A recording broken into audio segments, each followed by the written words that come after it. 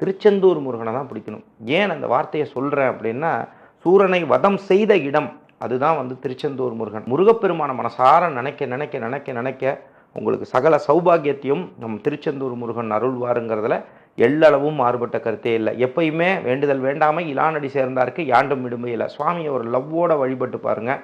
வாழ்க்கையில் மிகப்பெரிய மாற்றங்கள் சத்தியமாக உறுதியாக உங்கள் வாழ்க்கையில் நடக்குங்கிறதுல எள்ளளவும் மாறுபட்ட கருத்தே கிடையாது அன்பர்களே.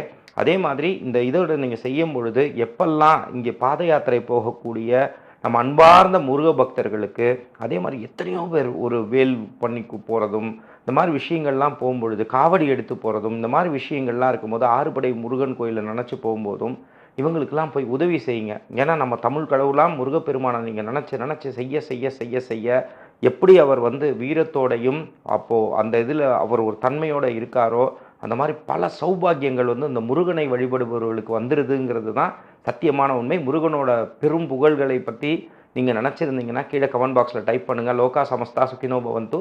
நீங்கள் இதை பற்றி நீங்கள் மக்களுக்கு சொல்லும்போது அந்த புண்ணியம் உங்களுக்கும் வந்து சேரும் அன்பர்களே. மற்றும் ஒரு வழிபாடுகளுடன் உங்களை சந்திக்கும் வரை உங்களிடமிருந்து வணக்கம் கூறி விடைபெறுவது உங்கள் விஜய் சேத்து நாராயணன். நன்றி, வணக்கம். ஓம் சிவசிவ ஓம்.